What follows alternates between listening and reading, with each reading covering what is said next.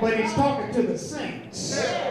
And he says, my brethren, those of you who are in the church, those of you who read your Bibles, those of you who consider yourselves prayer warriors, it's just the idea that even those of us who know Jesus, we will go through something in life. And so he says, my brethren, count it all joy. Yes, sir. Yes, sir. You know, I've been saved for a long time.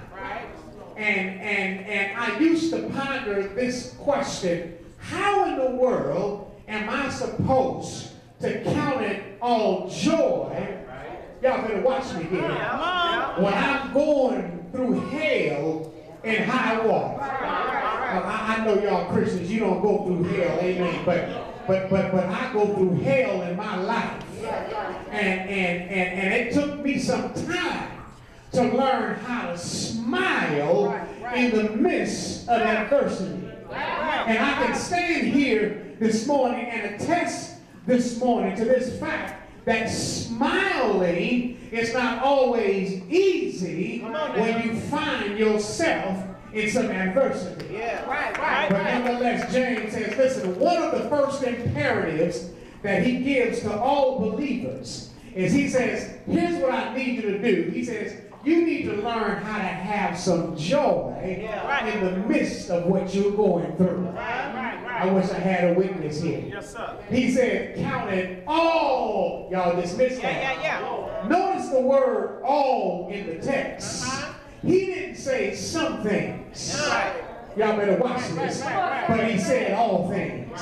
He didn't say pick and choose what you, y'all better watch this. But he says whenever you find yourself going through various trials, he says what we got to learn how to do is adjust our attitude. And that's what he's really talking about. He's not talking about faking the funk. He's not talking about putting up a front. He's not talking about pretense or pretending. But what he's saying is that you and I, when we find ourselves encountering things that come upon us suddenly, we need to learn how to adjust our attitude. Because watch this, attitude affects how far you will go with the adversity you are going through. Y'all just miss that. You want to know one of the reasons why adversity lasts as long as it lasts in our lives? Not so much because there is a lack of faith, but because some of us just have a funky attitude while we're going through. Have I got a witness here? In other words, we tearing up. Y'all better watch me here. We tearing up as we go through. We talking about, man, you don't know what I'm going through. You're right. I don't know what you're going through, but I know how you behaving. You cursing everybody out. Come on, help me here, somebody. Misbehaving on the job, acting up with the wife, acting up with the children. James says, listen, one of the things that we as Christians need to learn how to do is make an attitude adjustment as we're going through what we're going through. Have I got a witness here? Because I did hear somebody say that attitude affects altitude. In other words, your attitude will affect how high you go. Yes, sir. Amen. And it's no wonder why some of us, give me a little bit of monitor, please. It's no wonder why some of us, we can't process through those hard times because we always funky. I wish I had a witness. Oh, y'all don't hear me. If you want to know what separates the believer from the non-believer, it's not that we go through different things. We all go through the same thing in this life, right? But it's how we process. I wish I had a witness here. It's how we go through. It's how we endure. It's how we go through this thing that we just encountered. You can either go through mad or you can go through glad. And if you got Jesus, you ought to go through glad. Have I got a witness here? You ought to be able to count it all joy. Every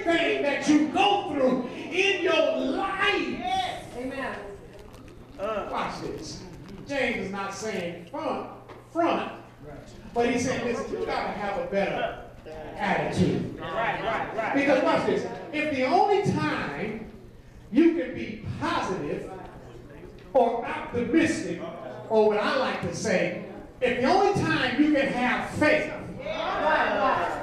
is when everything is going right. Well, you know, it really don't take faith when everything is going right. That's easy. I mean, you don't even need, when the bank account is full, you don't need faith. Y'all better watch me here. When the children are acting right, you don't need faith. When the church is growing, you don't need faith. When y'all better watch this. When you're physically healthy, when you're in your right mind, you don't need faith.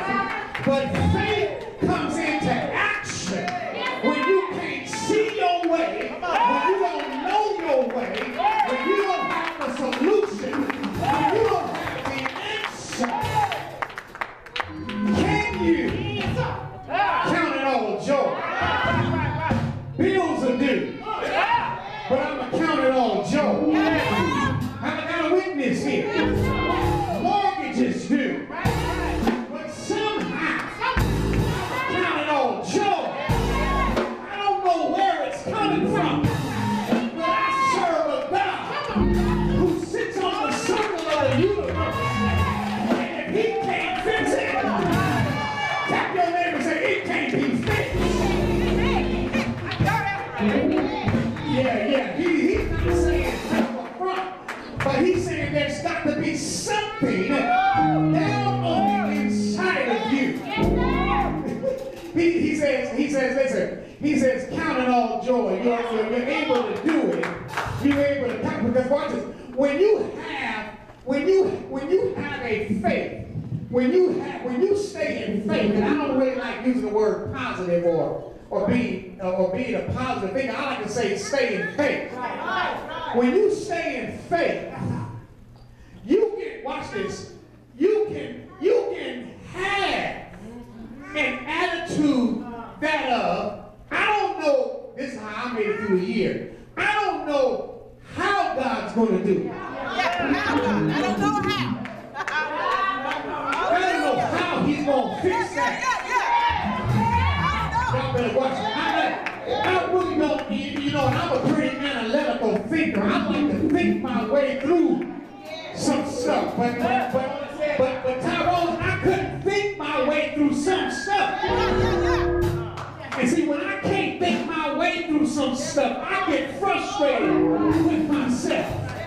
But there are some things, y'all better watch me here, that God did not intend for you and I to be able to think our way through. Some things He required you and I to rise to the occasion. Have a little faith in God. Some things will come by faith and not thinking your way through. And so as a result of my being able to stand, you know what? I know how to count it all joy. Oh, it's not easy. But I know in whom I place my faith in. I can have joy because I know whose I am. I wish I had a witness here. I know whose I am, and I know that whatever I'm going through in my life is not meant to hurt me, but it's meant to help me, meant to make me better. So I can process through this thing with the right attitude. You know what? I'm often disturbed by people who can't smile. You know, especially Jesus people. I like to refer to y'all as Jesus people. If you're a Jesus person, then you ought to have Jesus joy. Tap your neighbor and say, I'm sorry. I mean, but joy is the mark of every believer. And if you're always walking around upset, angry, dismayed, depressed, then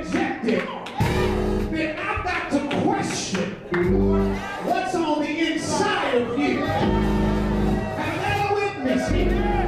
The Holy Ghost, down on the inside, not only knows how to keep me when I'm blessed, but he knows how to keep me when I'm going through the fire. And when I'm going through the fire, he knows how to adjust my attitude. So I've learned how to count it all joy. I've learned how to put a smile on my face. Why? Because things could be much worse.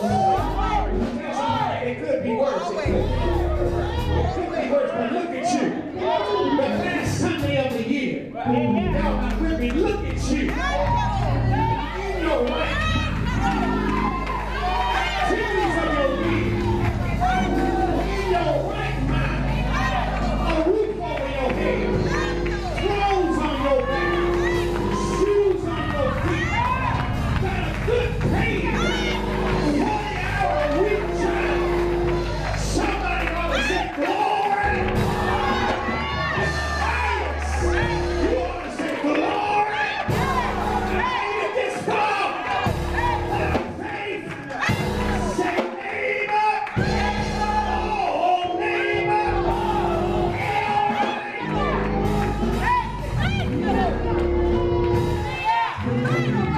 You ought to count it all joy.